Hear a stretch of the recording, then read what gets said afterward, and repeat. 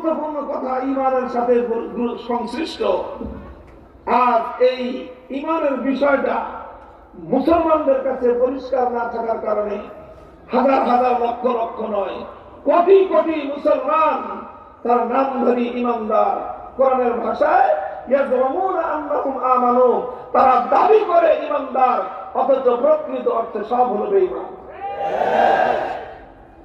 কারণ আচ্ছা বলেন তো, একজন মানুষ যদি প্রতিদিন দিনের 24 ঘন্টার মধ্যে 23 ঘন্টা 55 মিনিট আল্লাহর ইবাদত করে আর শুধুমাত্র 5 মিনিট সে দুর্গার পূজা করে, এই ব্যক্তি ঈমানদার না বেঈমান? কেন? সে তো 23 ঘন্টা 55 মিনিট ইবাদত করলো, কার? দুর্গার পূজা করছে মাত্র কয় মিনিট? আচ্ছা 5 মিনিট না, আরো কম কম 1 মিনিট। শুধু 1 মিনিট আল্লাহ পাকের, শুধু 1 মিনিট সে দুর্গার পূজা করলো। এইভাবে প্রতিদিন 1 মিনিট শুধু দুর্গার পূজা করে আর 23 ঘন্টা 59 সেকেন্ড আল্লাহর ইবাদত করে, ঈমানদার না বেঈমান? কারণ ইবাদতের মধ্যে এক আল্লাহর সঙ্গে এক মুহূর্তের জন্য অন্য কাউকে শরীক করলে ঈমান থাকে না। তো ভাই, ইবাদতের যেরকম ইবাদতের মধ্যে আল্লাহর একত্ববাদ মানতে হয়, ঠিক তদ্রূপ আইন করার ক্ষেত্রে, বিধান দেওয়ার ক্ষেত্রে আল্লাহর একত্ববাদকে না মানলে একজন মানুষ ঈমানদার থাকতে পারে না। আইনের ক্ষেত্রে আল্লাহকে বাদ দিয়ে অন্য কারো আইনকে যদি কেউ বিশ্বাস করে নেয়, সে ব্যক্তি ঈমানদার থাকতে পারে না। স্পষ্ট কথা। তাওহীদ ফিল ইবাদাহ যেরকম মানতে হয়, তাওহীদ ফিল হাকিমিয়্যাহ ঠিক একইভাবে মানতে হয়। এখন কেউ প্রশ্ন করতে পারেন, তাহলে হুজুর মানুষ কোন আইন করতে পারবে না? মানুষ কোন আইন করতে পারবে না? এই প্রশ্নের জবাব হলো যে না, পারবে। মানুষ আইন করতে পারবে, তবে এক শর্তে। কয় শর্তে? কি শর্ত? মানুষ আইন করতে পারবে এই শর্তে যে মানুষের কোন আইন আল্লাহর কোন আইনের বাইরে যেতে পারবে না। আল্লাহর আইনের ভিতরে থেকে মানুষ আইন করতে পারবে, কিন্তু মানুষের কোন আইন আল্লাহর কোন আইনের বিরুদ্ধে যেতে পারবে না। মানুষের কোন আইন যদি আল্লাহর আইনের বিরুদ্ধে চলে যায়, সঙ্গে সঙ্গে মানুষের সেই আইন বাতিল বলে করতে হবে। এখন কোন মানুষ যদি আল্লাহর কোন আইনের বিরুদ্ধে আইন করে, সেই মানুষটাকেই বলা হয় তাগুত। কোন রাজা বাচ্চা যদি আল্লাহর আইনের বিরুদ্ধে আইন করে, সেই রাজা বাচ্চাকে বলা হয় তাগুত। কোন রাষ্ট্রপতি যদি আল্লাহর আইনের বিরুদ্ধে কোন আইন জারি করে, সেই রাষ্ট্রপতি হবে তাগুত। কোন প্রধানমন্ত্রী যদি আমার আল্লাহর আইনের বিরুদ্ধে কোন আইন জারি করে, সেই প্রধানমন্ত্রীকে বলা হবে তাগুত। কোন মন্ত্রী পরিষদ যদি আল্লাহর আইনের বিরুদ্ধে কোন আইনের অনুমোদন দেয়, সেই গোটা মন্ত্রী পরিষদকে বলা হবে তাগুত। কোন বিচারপতি, কোন আদালত যদি আমার আল্লাহর আইনের বিরুদ্ধে কোন আইন জারি করে, সেই আদালত এবং সেই বিচারপতিকে বলা হবে তাগুত। কোন আইন পরিষদ, কোন সংসদ যদি আমার আল্লাহর আইনের বিরুদ্ধে কোন আইন পাস করে, গোটা সংসদকে বলা হবে তাগুত। ইমানদার হতে চাইলে আল্লাহকে একক মানতে হবে। ইমানদার হতে চাইলে আল্লাহর তাওহীদকে বিশ্বাস করতে হবে। শুধু ইবাদতের তাওহীদকে বিশ্বাস করলে ইমানদার হওয়া যাবে না। ইবাদতের তাওহীদকে যেরকম বিশ্বাস করতে হবে, ঠিক তদ্রূপ আইনদাতা হিসেবে আমার আল্লাহ পাকের তাওহীদকে বিশ্বাস না করা পর্যন্ত একজন মানুষ কোশ্চিনকালেও ইমানদার হতে পারে না। ভয়াবহ জিনিস বিষয়টা রে ভাই, বড় কঠিন বিষয়, কঠিন বিষয়। আজ আপনি তালাশ করে দেখেন, আপনার বাংলাদেশের কথাই বলি, অন্য দেশের কথা নাই বললাম। এই বাংলাদেশে আদালতে যান, যে কোনো একটা বিচার নিয়ে আপনি যান, আপনার টাকা চুরি হয়েছে, সম্পদ চুরি হয়েছে, চোরের বিরুদ্ধে মামলা করেন। আপনি ডাকাতির শিকার হয়েছেন, ডাকাতের বিরুদ্ধে মামলা করেন। আপনার নিকটজন কেউ খুন হয়েছে, খুনের বিরুদ্ধে মামলা করেন।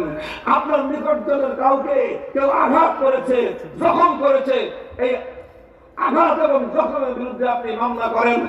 আপনি যে কোনো মামলা করেন আদালতে, আদালত বিচার করবে কি করবে না? চোরের কিভাবে বিচার করবে? আল্লাহ যে আইন দিয়েছেন, আল্লাহর আইন দিয়ে চোরের বিচার করবে না মানুষের বানানো আইন দিয়ে চোরের বিচার করবে? ডাকাতের বিচার করবে ঠিক, ডাকাতের বিচার আল্লাহর বানানো আইন দিয়ে করবে না আল্লাহর আইনের বিরুদ্ধে মানুষের বানানো আইন দিয়ে করবে? আপনার খুন হয়েছে, খুনের বিচার আল্লাহ তাআলা আইন অনুযায়ী করবে না আল্লাহর আইনের বিরুদ্ধে মানুষের বানানো আইন দিয়ে বিচার করবে? আল্লাহ বলতেছেন, যারা আল্লাহর আইনের জায়গায় অন্য কারো আইন দ্বারা বিচার চায় তারা সবাই তারাই তাগুতের গোলাম, তারা তাগুতের উপর বিশ্বাসী, তারা কোশ্চিন কারো ইমানদার হতে পারে না।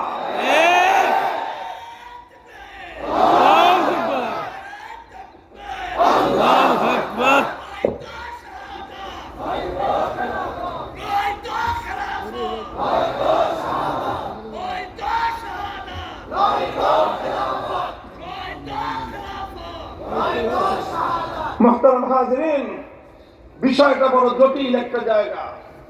আমি প্রথমেই বলেছি আলোচনা আমি লম্বা করব না, কিন্তু এই যে কথা, এই কথা তো আজ আমাদের কেউ বলে না, কেউ বলে না। মানুষ এক মহা বিপদের মধ্যে আছে। আমরা এই বিপদে শুধু আপনি না, সাধারণ মানুষ না, গোটা দেশের সব মানুষ এই বিপদের মধ্যে আছে।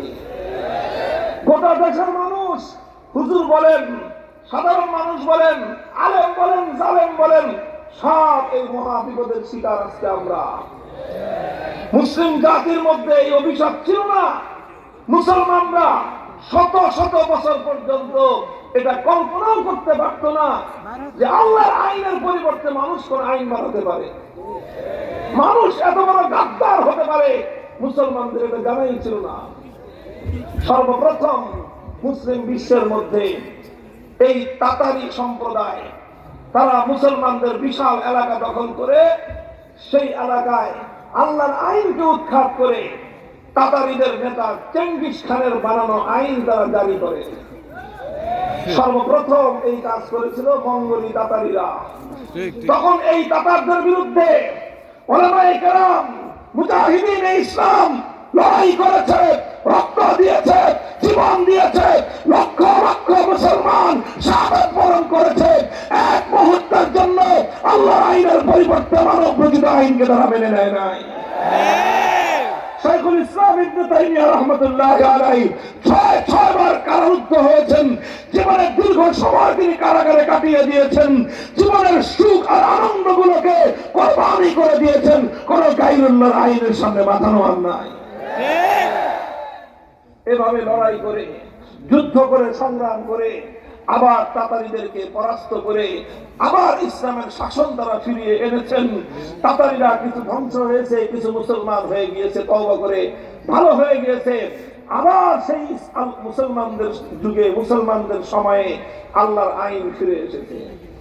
এইভাবে আবার খেলাফতে ওসমানিয়া চলেছে। শত শত বছর পর্যন্ত উম্মতে মুসলিমার মধ্যে আইন ছিল কার? সমাজে আইন চলত কার? সালতানাতে ওসমানিয়া আইন চলত কার?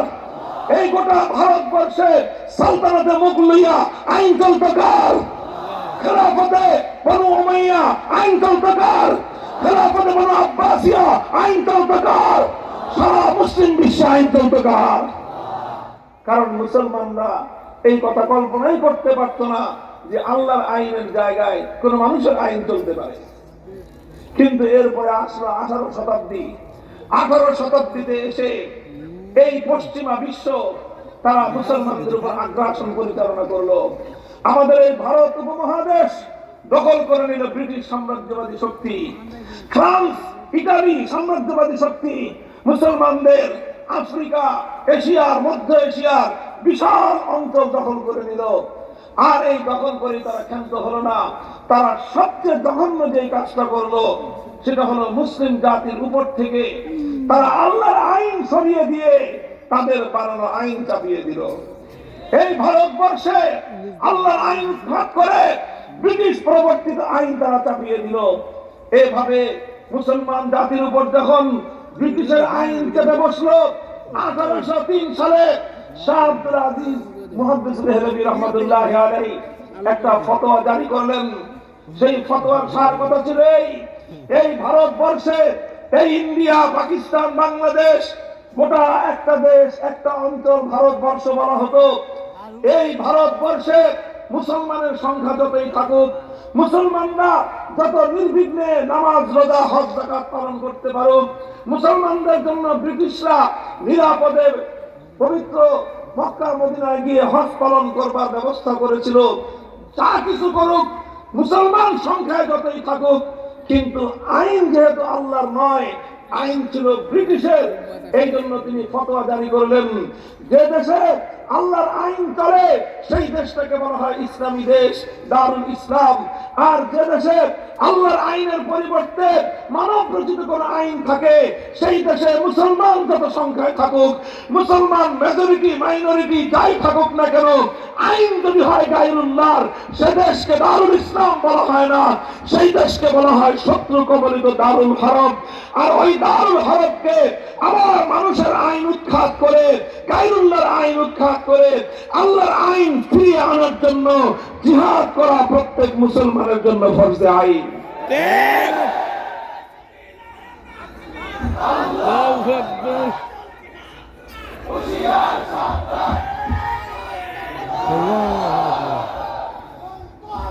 মুহতারাম হাজিরিন, 1803 সালে তিনি এই ফতোয়া দিলেন।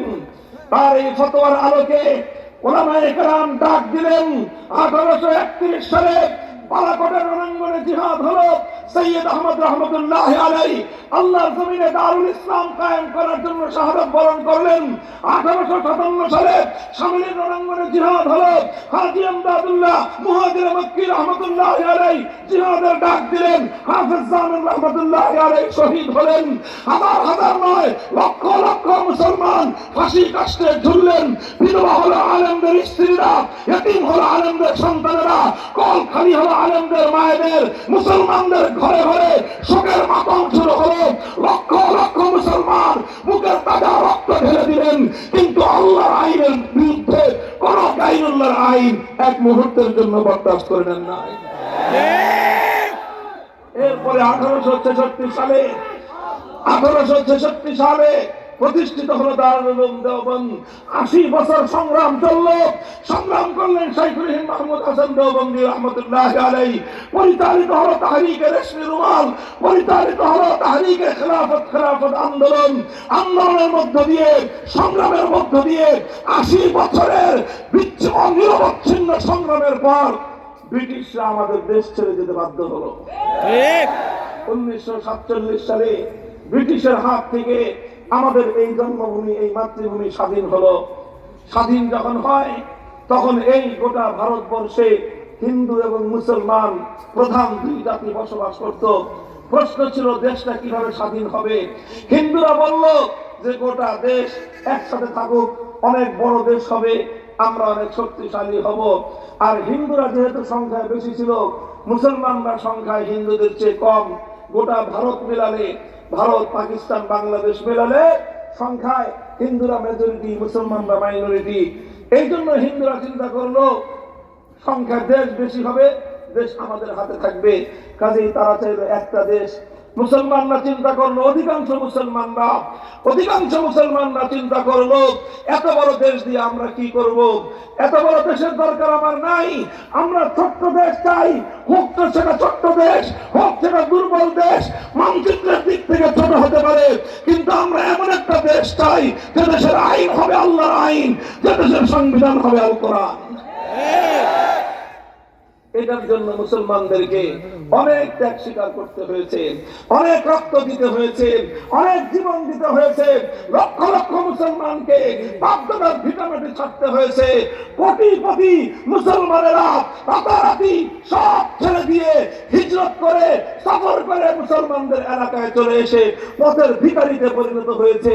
আসতে গিয়ে কেউ আপনজনকে হারিয়েছে, কেউ সন্তান হারিয়েছে, কেউ ভাই হারিয়েছে, কেউ বোন হারিয়েছে, কেউ স্বামী হারিয়েছে, কেউ স্ত্রী হারিয়েছে।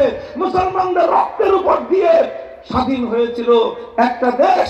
উদ্দেশ্য ছিল সে দেশে আল্লাহর আইন, কোরআনের রাজ কায়েম হবে। এর জন্য মুসলমানরা অনেক মূল্য দিয়েছে। গোটা ভারতের মুসলমানদেরকে মূল্য দিতে হয়েছে। মূল্য দিয়েছে পাঞ্জাবের মুসলমানরা, মূল্য দিয়েছে সীমান্ত প্রদেশের মুসলমানরা, মূল্য দিয়েছে বেলুচিস্তানের মুসলমানরা, লাহোর থেকে করাচি পর্যন্ত সব মুসলমানরাই জীবন দিয়েছে, রক্ত দিয়েছে, মূল্য দিয়েছে। তবে আশ্চর্যের বিষয়, গৌরবের বিষয় আমাদের জন্য, গোটা ভারতবর্ষে ইসলামী হুকুমত কায়েমের জন্য, আল কোরআনের শাসন ব্যবস্থা কায়েম করার জন্য যেই জাতি সবচেয়ে বেশি ত্যাগ কোরবানি স্বীকার করেছে সেই জাতি হলো বাংলাদেশের মুসলমান। আজ থেকে প্রায় 80 বছর আগের কথা বলতেছি। সেই সময় আমার এই বাংলাদেশের মুসলমানরা সবচেয়ে বেশি ত্যাগ আর কোরবানি স্বীকার করেছে। বাড়ির কাছে কলকাতাকে লাঠি মেরেছে, বাংলাদেশের চতুর্পাশে ঘেরা এই হিন্দুয়ানি ভারত, এই ভারতকে তারা তালাক দিয়েছে, দিল্লিকে 14 তালাক দিয়ে দিল্লির সঙ্গে ভারতের সঙ্গে সম্পর্ক ছিন্ন করে সেই 2000 মাইল দূরের খান পাঠানদের সঙ্গে হাতে হাত মিলিয়েছে। উদ্দেশ্য আর কিছুই ছিল না, স্বপ্ন ছিল একটাই, হৃদয় আকাঙ্ক্ষা ছিল একটাই, আরজু আর তামান্না ছিল একটাই, আইন চলবে কার, সংবিধান হবে আল কোরআন, কোরআনের রাজ কায়েম হবে। শুধু একটা স্বপ্ন নিয়ে তারা সেই পশ্চিম পাকিস্তানিদের সঙ্গে একসঙ্গে একটা দেশ গঠন করেছিল। মোহতারাম হাজিরিন, ইতিহাস বলতেছি, সেখানে পাকিস্তানের প্রতি আলাদা কোনো প্রীত ছিল না, খান পাঠানদের প্রতি আমাদের আলাদা কোনো দুর্বলতা ছিল না।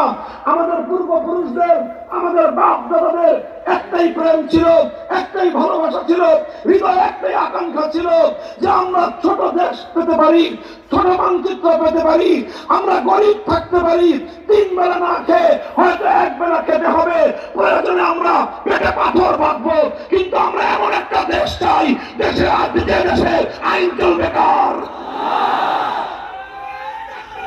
আল্লাহু আকবার, আল্লাহু আকবার।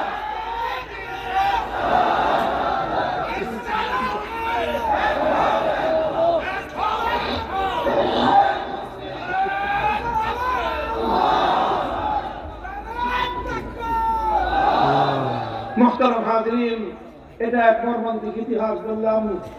এর